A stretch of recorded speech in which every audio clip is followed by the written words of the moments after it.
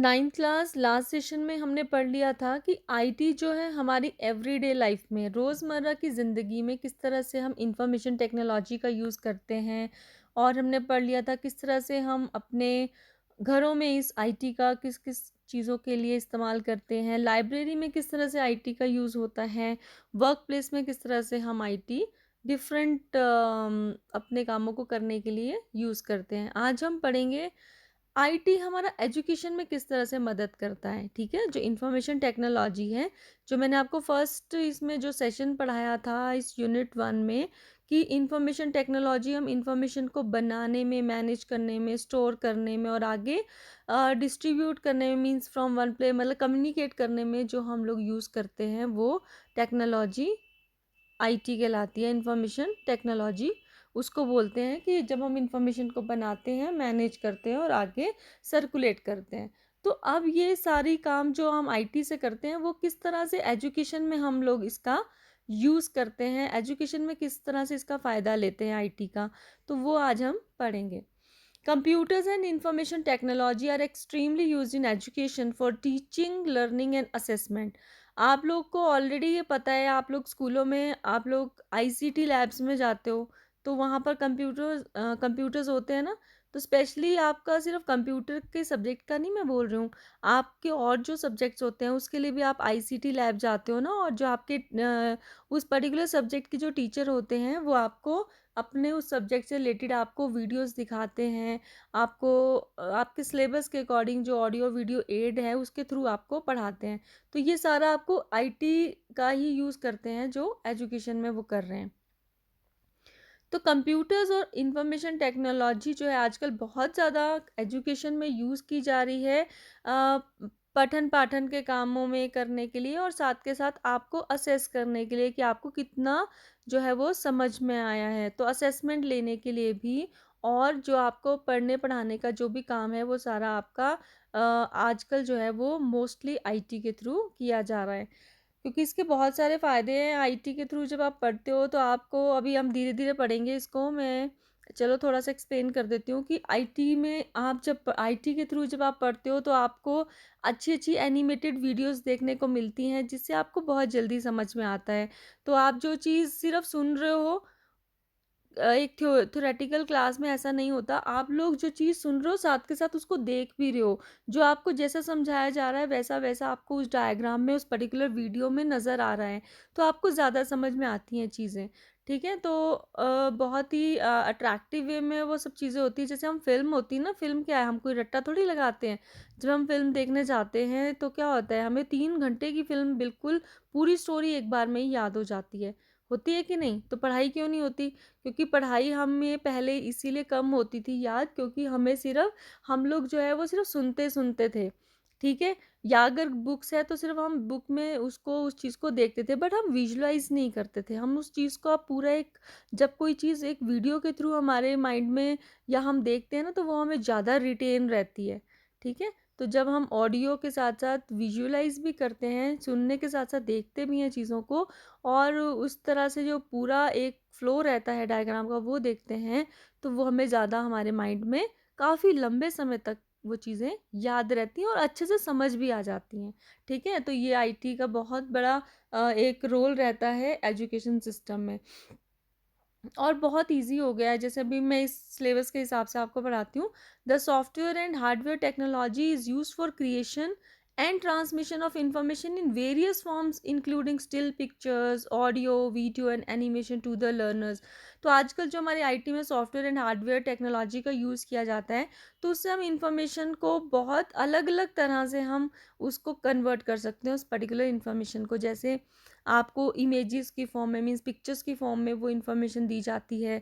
कई बारी आपको ऑडियो और कई बारी आपको ऑडियो वीडियो और एनिमेशन की फॉर्म में, एनिमेशन तो समझते हो ना कि कोई चीज़ आपको पूरा एनिमेट करके दिखाई जाती है कि कौन सी चीज़ कैसे कहाँ जा रही है। जैसे अगर हम हार्ट की बात करें तो पूरा बताएगा कि जो आपका लेफ्ट वेंट्रिकल है या लेफ्ट यूरिकल है वो किस तरह से वेंट्रिकल में ब्लड को भेजता है, फिर वेंट्रिकल किस तरह से आपकी different parts of the body में वो ब्लड भेजता है, तो किस तरह से वेल्व खुलते हैं, कैसे डप की आवाज़ या लब-डब की आवाज़ आती है ना, तो लब-डब की आवाज़ किस तरह से आती है, वो पूरा अगर आप उसको प्रैक्टिकली देखते हो ना उस टाइम, कि अभी देखो यहाँ से ब्लड आर्टरिकल बोलते हैं कि अयूरिकल बोलते हैं ना, तो दोनों ही नाम होते हैं इसके।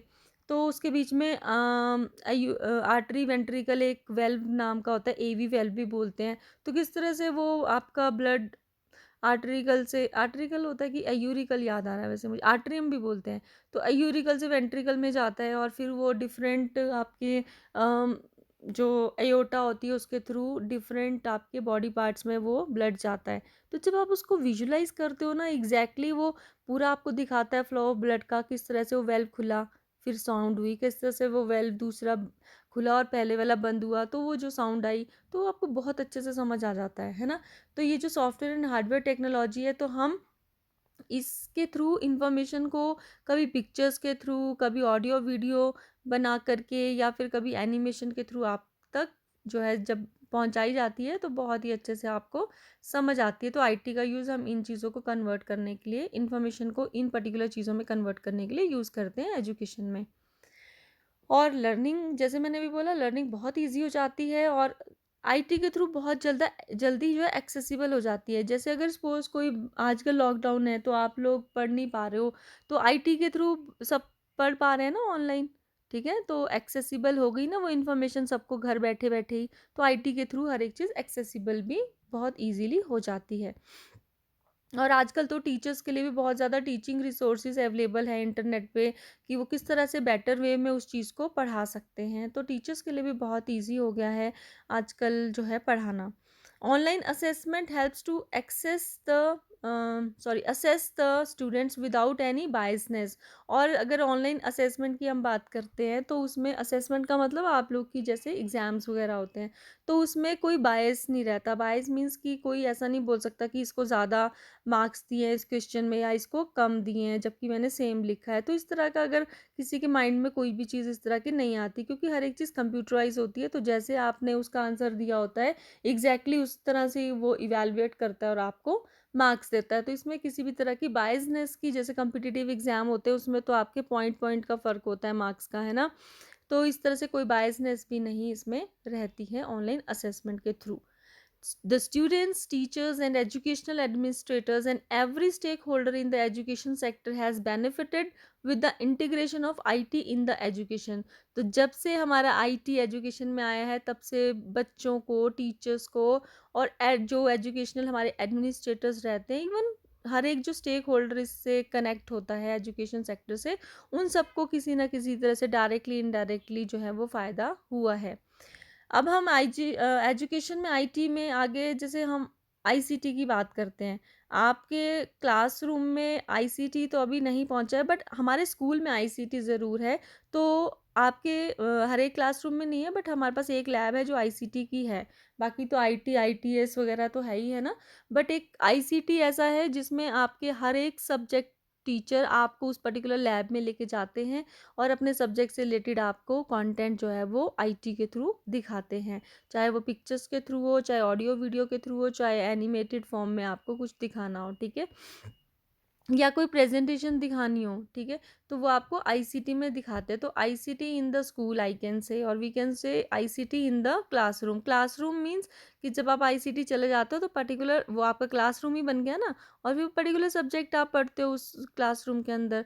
तो हम एक क्लासरूम के अंदर, जब आपको एक टीचर पढ़, क्लासरूम वही होता है ना जब बच्चे होते हैं, टीचर होता है और सारे टीचिंग एड अवेलेबल होते हैं। तो जब टीचर आपको उस क्लासरूम में आईटी के थ्रू कुछ पढ़ा रहा है, तो हम बोलते हैं कि वो आपके क्लासरूम में क्या है, आईसीटी है, ठीक है। इंफॉर्मेशन कम्युनिकेशन टेक्नोलॉजी, आईसीटी की फुल फॉर्म तो पता है ना, information and communication technology. There are many ways in which ICT is use for education in the classroom. किस किस तरह से आपको क्लासरूम में जो एजुकेशन में आईसीटी यूज़ की जाती है। देखो, पहला, वैसे मैंने आपको थोड़ा सा बता ही दिया, बट मैं एक एक चीज़ बता देती हूँ clearly. E learning classrooms, E means electronic. तो इलेक्ट्रॉनिक लर्निंग करते हैं जब हम कंप्यूटर्स के थ्रू या वेरियस जो हमारे पास गैजेट्स होते हैं उसके थ्रू जब आपको पढ़ाया जाता है, तो वो ई लर्निंग हुई, है ना। ई लर्निंग क्लासरूम्स बन जाते हैं जब हम आईटी का यूज़ करते हैं। तो हमारी क्लासरूम सिंपल क्लासरूम ना रह करके ई लर्निंग क्लासरूम्स बन जाती हैं।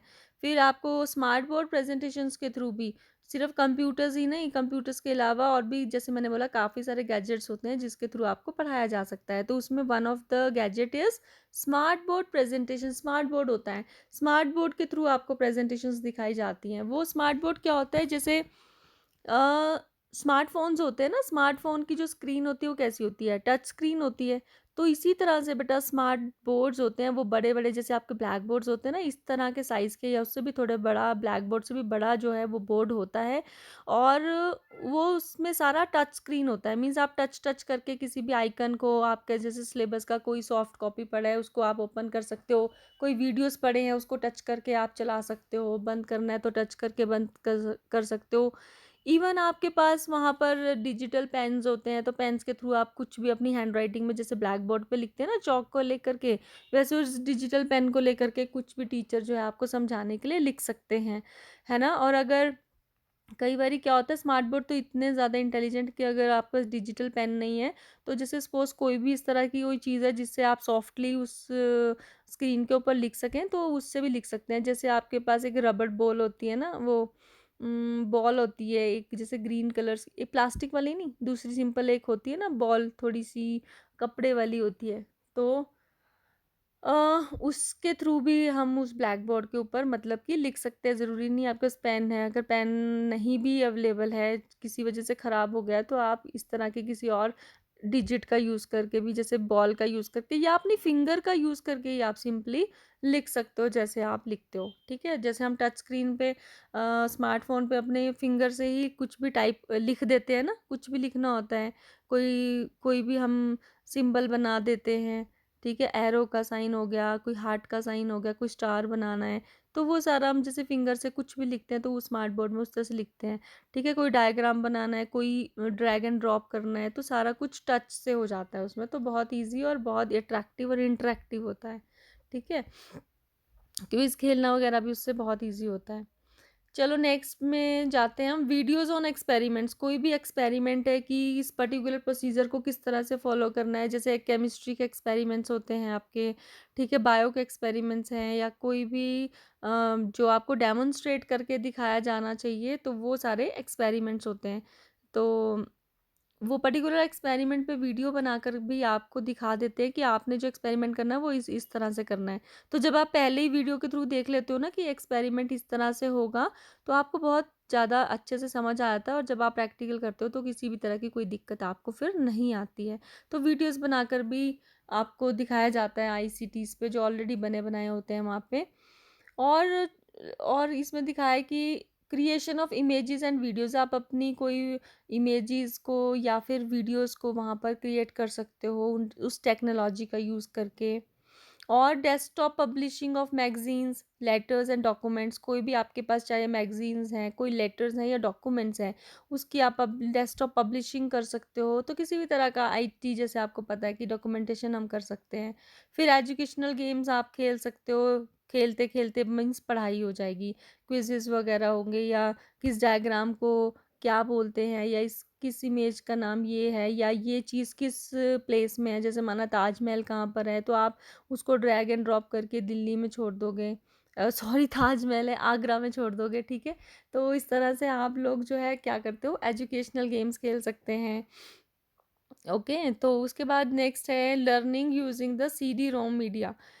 अब सीडी रोम मीडिया मीन्स कोई सीडी की सीडी में कोई इन्फॉर्मेशन पड़ी है आपके पास, तो सीडी को चला करके भी आपको कुछ लर्निंग मटेरियल दिया जा सकता है आईटी का यूज़ करके। और है gathering educational information on the internet, कोई आपको टॉपिक है उस पर आपको कुछ इन्फॉर्मेशन लेनी है, तो आप ब्राउज़ कर सकते हो इंटरनेट, ब्राउज़र का यूज़ करके, गूगल का यूज़ करके आप कोई भी इन्फॉर्मेशन गैदर भी कर सकते हो, ठीक है? तो आईसीटी हुआ ना इन द क्लासरूम किस तरह से हेल्पफुल। ओके, तो नेक्स्ट आप पढ़ते हो आईटी इन एजुकेशन। ये सारा जो आईसीटी का बताया ना, तो ये क्या है एक्चुअली, आईटी तो है ना, आईटी का ही यूज़ कर रहे हैं ना हम, कंप्यूटर्स एंड अदर गैजेट्स जो हैं वो इलेक्ट्रॉनिक गैजेट्स जिसको हमने यूज़ किया अपने क्लासरूम के अंदर। और दूसरा हम किस तरह से आईटी का यूज़ कर सकते हैं एजुकेशन में, नंबर बी पॉइंट हम पढ़ने वाले हैं, education anywhere any time. Means अगर आप आईटी का यूज़ करके पढ़ते हो तो आप किसी भी टाइम कहीं पर भी एट एनी टाइम एनीवेयर आप वो इंफॉर्मेशन एक्सेस कर सकते हो। तो any student in India can access the NCERT book online through the website www.epaathshala.nic.in, और कोई अगर आपके पास उससे रिलेटेड मोबाइल ऐप है एनसीईआरटी की तो उसके थ्रू भी आप एक्सेस कर सकते हैं अपना सिलेबस। ठीक है। तो apart from this there are a variety of websites, जो जैसे हमने एनसीईआरटी की एक वेबसाइट की बात आपको बताई है, इसी तरह से कई तरह की वेबसाइट्स हैं जिसको आप यूज़ करके या जिस पर जा कर के आप अपना एजुकेशन का जो आपका सिलेबस से रिलेटेड है, क्लास के किसी पर्टिकुलर सब्जेक्ट के सिलेबस से रिलेटेड है, तो कोई भी लर्निंग मटेरियल आप वहाँ से किसी भी टॉपिक पे ले सकते हो। आप एक वेब बेस्ड ट्रेनिंग होती है उस पे भी रजिस्टर होकर के आप अपने ऑनलाइन पढ़ाई कर सकते हो, आप टीचर से कांटेक्ट कर सकते हो या कह लो ट्रेनर से कांटेक्ट कर सकते हो वाया इंटरनेट। आपको पता है ऑनलाइन कोर्सेज कितने ज़्यादा अब आजकल पॉपुलर हो गए, इवन इंडिया में इतने ज़्यादा ऑनलाइन कोर्सेज अवेलेबल हैं आजकल। तो आप घर बैठे बैठे ही किसी बड़े बड़े कम्पिटिटिव एग्ज़ाम्स की तैयारी कर सकते हो। उसमें वो पूरा आपको लर्निंग मटेरियल देंगे एज अ सॉफ्ट कॉपी, और लर्निंग मटेरियल के साथ साथ वो पूरा जैसे आप लोग क्लास में पढ़ते हो ना, वैसे आपके पास एक वर्चुअल क्लासेस लगाते हैं, मीन्स आप ऑनलाइन क्लासेस लगाते हो। ऑनलाइन क्लासेस के बाद वो आपको वीडियोस के थ्रू और जो वहाँ पर सॉफ्ट कॉपी पड़ी होती है उसके थ्रू आप पढ़ सकते हो, और साथ के साथ फिर उसमें आप अपने आप को चैप्टर वाइज या सेशन वाइज असेस भी कर सकते हो। वहाँ पर बहुत सारे टेस्ट होते हैं, एमसीक्यूज होते हैं और सब्जेक्ट वाइज भी होते हैं। तो आप एमसीक्यू से अपने आप को असेस कर सकते हो कि आपको कितना समझ में आया, क्योंकि जब आप टेस्ट देते हो उसके बाद वो बता देता है कि आपने इतने क्वेश्चन सही करे हैं, इतने आपके गलत हो गए हैं, या आपने टाइम ज़्यादा ले लिया इन क्वेश्चंस को करने कंप्लीट करने में। तो आप अपने आप को जर्नलाइज कर सकते हो, आप अपने आप को असेस कर सकते हो कि अभी आपको कितना जैसा समझ में आया है। तो आप टेस्ट रिपीट कर सकते हो, आप लर्निंग मटेरियल्स में दोबारा से उस चैप्टर के जा सकते हो, फिर से आप अपना टेस्ट रिपीट कर सकते हो। ठीक है। तो आप इस तरह से अपना वन बाय वन स्टेप करके उस लर्निंग मटेरियल को एक्सेस कर सकते हो। ठीक है। तो अब आप देख रहे हो ना कि ऑनलाइन एजुकेशन से या आईटी का यूज़ करके आप कहीं पर भी किसी भी टाइम एजुकेशन ले सकते हो, घर बैठे बैठे ही एजुकेशन ले सकते हो या कहीं पर भी। ठीक है। तो इसका मतलब ये है कि जिनके पास उस पर्टिकुलर कोर्स को करने के लिए कोई मीडियम नहीं था, कोई इंस्टीट्यूशन उनके एरिया में नहीं था, तो अनरीच्ड के पास भी ये एजुकेशन जो है वो रीच्ड हुई है, मीन्स पहुंची है। जो फार फ्लंग एरियाज़ होते हैं वहाँ पर भी एजुकेशन हमारी इस आईटी के माध्यम से पहुँच पाई है, पॉसिबल हो पाई है। ठीक है। तो समझ गए ना कि हमारा आईटी एजुकेशन में किस तरह से हेल्पफुल है बेटा, और ये जो है बहुत इंपॉर्टेंट भी है। आपको पता होना चाहिए कि एजुकेशन में किस तरह से आईटी एक महत्वपूर्ण भूमिका अदा कर रहा है। इट्स एन इम्पॉर्टेंट किस तरह से रोल जो है वो अदा कर रहा है आईटी हमारा एजुकेशन फील्ड में। ठीक है। ओके, इसमें ना एक सी पॉइंट और भी है, टीचिंग एड जैसे एंड मीडिया, जिसमें ऑलरेडी बता चुकी हूँ कि टीचर्स जो है वो टीचिंग एड, मतलब टीचिंग एड मीन्स एक ऐसा माध्यम जिससे पढ़ाना जो है वो और भी इजी हो जाता है आप लोगों तक, किसी ना किसी माध्यम से और ज़्यादा बेटर वे में पढ़ाना टीचिंग एड्स के थ्रू पॉसिबल होता है। ठीक है। तो अभी ऑलरेडी बता ही चुकी हूँ ना, ये तो रेपिटिशन ही है कि हम आईसीटी का यूज़ करके टीचर्स जो है वो एज अ टीचिंग एड इसको यूज़ कर सकते हैं। पिक्चर्स, एनिमेशंस, ऑडियो विजुअल्स के थ्रू आपको सब्जेक्ट का कोई भी टॉपिक एक्सप्लेन कर सकते हैं जो कि मुश्किल होता है अदरवाइज एक्सप्लेन करना, तो इनके थ्रू बहुत इजी हो जाता है एक्सप्लेन करना। और टीचर्स जो हैं प्रेजेंटेशंस का यूज़ करके लेसन्स को इंटरेस्टिंग और इंटरेक्टिव बना सकते हैं। फिर उसके बाद organise lessons using the computers का यूज़ करके वो अपना ऑर्गेनाइज कर सकते हैं कि मुझे इस पर्टिकुलर टॉपिक के बाद कौन सा टॉपिक पढ़ाना है, या इस लेसन के बाद मुझे कौन सा लेसन पढ़ाना है। तो इस तरह से ऑर्गेनाइज कर सकते हैं अपने टॉपिक्स को, डे वाइज कर सकते हैं, वीक वाइज कर सकते हैं कि कैसे कैसे, जैसे हम टीचर डायरी बनाते हैं ना, तो किस किस तरह से आपको कौन कौन सा कंटेंट कब कब कैसे कैसे पढ़ाना है, पूरा डिटेल में ऑर्गेनाइज कर सकते हैं।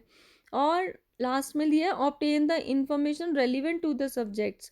ऑफ कोर्स अगर आपको ज़्यादा अच्छे से एक्सप्लेन करके उनको बताना है तो वो उस पर्टिकुलर सब्जेक्ट से रिलेटेड कोई भी इंफॉर्मेशन नेट से लेकर के गैदर कर सकते हैं और फिर आप तक कन्वे कर सकते हैं, पहुंचा सकते हैं, है ना। तो ये हमारे 3 पॉइंट्स हमने पढ़े, किस तरह से हमारे आईटी जो एजुकेशन में हेल्प करता है।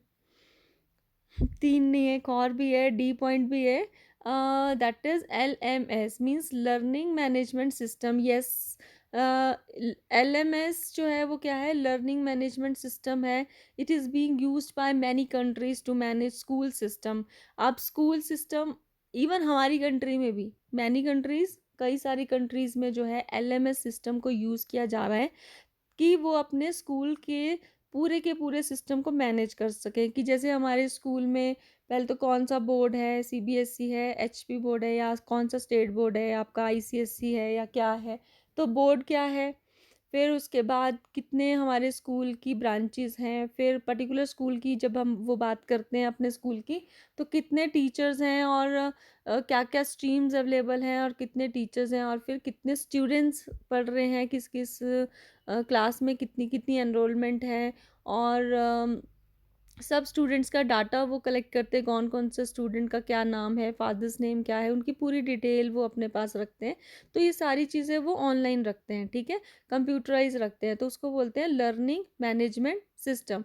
तो इसमें क्या होता है, हर एक बच्चा जो है वो LMS में, इस पर्टिकुलर सिस्टम में जा कर के अपने आप को रजिस्टर करता है। उसमें हर एक प्रिंसिपल से लेकर के हर एक मीन्स टीचर का पूरा डाटा अवेलेबल होता है और हर एक स्टूडेंट का वहाँ पर डाटा अवेलेबल होता है। तो किसी भी स्टूडेंट या टीचर को फिर वहाँ पर अपने आप को रजिस्टर करना पड़ता है। वो एक्चुअली क्या हुआ ना, ऑफिशियल साइट होती है, ऑफिशियल वेबसाइट होती है उस पर्टिकुलर स्कूल की, ठीक है।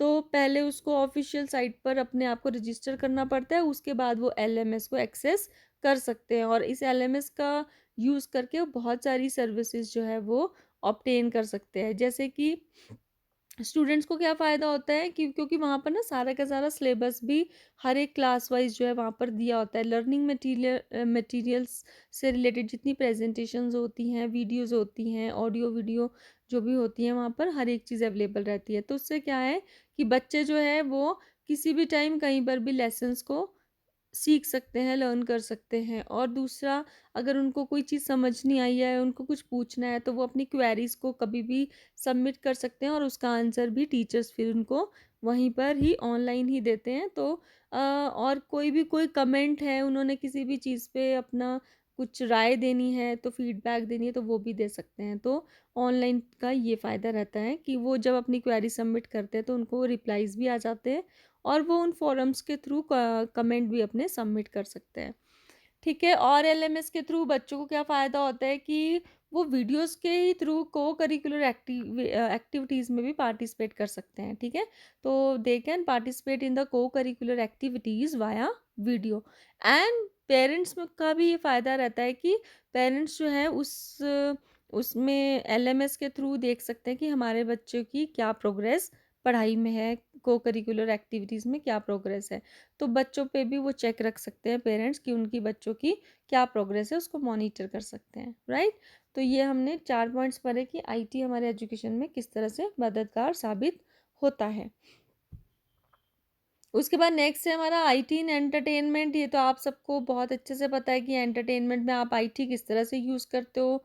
एंटरटेनमेंट में आप क्या क्या करते हो, आप मूवीज़ को डाउनलोड या रिव्यू करते हो, गेम्स खेलते हो, चैटिंग करते हो, मल्टीमीडिया का इस्तेमाल करते हो, और incorporate visual and sound effects using computers, है ना। तो कई तरह की आप जो है वो उसमें गेम्स खेलते हो, चैटिंग करते हो, और गाने सुनते हो, मूवीज़ देखते हो, कई तरह के और जो उसमें प्रैंक वाले आप वीडियोस यूट्यूब पे देखते हो, या फिर और भी कई तरह के उसमें मतलब कोई लिस्ट ही नहीं है कि आप कितनी तरह के एंटरटेनमेंट के से रिलेटेड जो है वो ऑडियो वीडियोस वहाँ पर देखते हैं, है ना, वीडियोस देखते हैं और गेम्स खेलते हैं। और digital broadcasting has change the way we experience television, okay. और एक चीज़ इसमें है कि देखो अब डिजिटल ब्रॉडकास्टिंग होती है टेलीविजन्स में भी, जिससे कि हमें बहुत ही अच्छी डिजिटल ब्रॉडकास्टिंग मीन्स HD, हम बोलते हैं ना हमें टीवी कौन सा चाहिए, एचडी चाहिए, हाई डेफिनेशन क्वालिटी का चाहिए। तो हाई डेफिनेशन क्वालिटी कहाँ से आई टीवी में? इस डिजिटल ब्रॉडकास्ट की मदद से ही हमारी एचडी टीवीज जो हैं अवेलेबल हैं। हमारी जो चैनल्स होते हैं वो कुछ सिंपल भी होते हैं बट कुछ एचडी वाले भी होते हैं। तो एचडी में जो हम मूवी देखते हैं ना तो उसका एक अलग ही एक्सपीरियंस होता है। उसकी बहुत अच्छी जो साउंड क्वालिटी और साथ के साथ जो उसकी पिक्चर क्वालिटी होती है ना, पिक्चर क्वालिटी मेन, वो बहुत अच्छी होती है। ठीक है।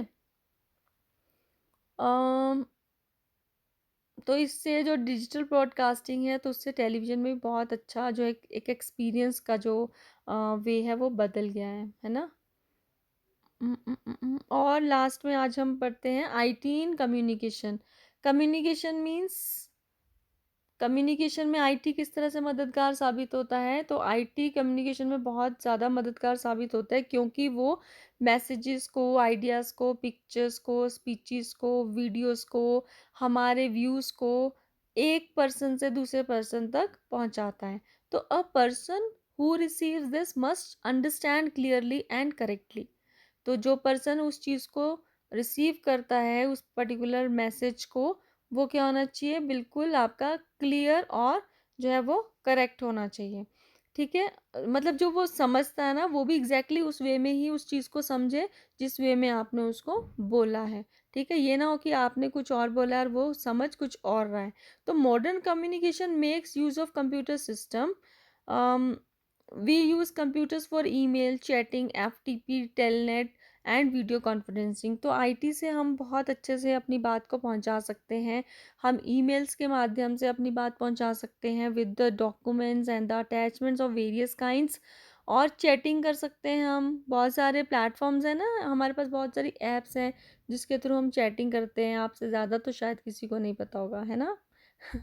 फिर एफटीपी है, जैसे हम इंटरनेट पे कोई भी चीज़ सर्च करते हैं तो फाइल ट्रांसफ़र प्रोटोकॉल्स के थ्रू वो हमें मिलती है, दिखती है। टेलनेट है, या फिर वीडियो कॉन्फ्रेंसिंग जो हम लोग अभी कितनी सारी हमने क्लासेस लगाई हैं जिसमें हम वीडियो कॉन्फ्रेंसिंग के थ्रू हमने आपस में कम्युनिकेट करा है ना? तो ये सब पॉसिबल कैसे हुआ? ये कम्युनिकेशन में ही आया ना। मैंने अपनी बात आप तक पहुंचाई, आपने अपनी बात मुझ तक पहुंचाई, तो हम लोग एक दूसरे को फेस टू फेस देख भी पा रहे हैं। तो वो क्या हुई? आईटी इन कम्युनिकेशन हुआ। ठीक है ना? तो ये वीडियो कॉन्फ्रेंसिंग हुई, ईमेल है, चैटिंग है, टेलनेट, एफटीपी, ये सारे क्या हैं आपके आईटी का किस तरह से हम कम्युनिकेशन में यूज़ करते हैं वो सब चीज़ें हैं। जैसे हम फेसबुक यूज़ कर रहे हैं, इंस्टाग्राम यूज़ कर रहे हैं, ट्विटर यूज़ कर रहे हैं, ब्लॉग्स दे रहे हैं। तो ये सब क्या है, कम्युनिकेशन के ही माध्यम है जो आईटी के थ्रू पॉसिबल हो पा रहे हैं। ठीक है। तो this is all about for today बेटा। और इससे रिलेटेड जो भी क्वेश्चंस हैं वो आपको मैं व्हाट्सएप पे कर दूंगी, बता दूंगी। ठीक है। ओके बेटा।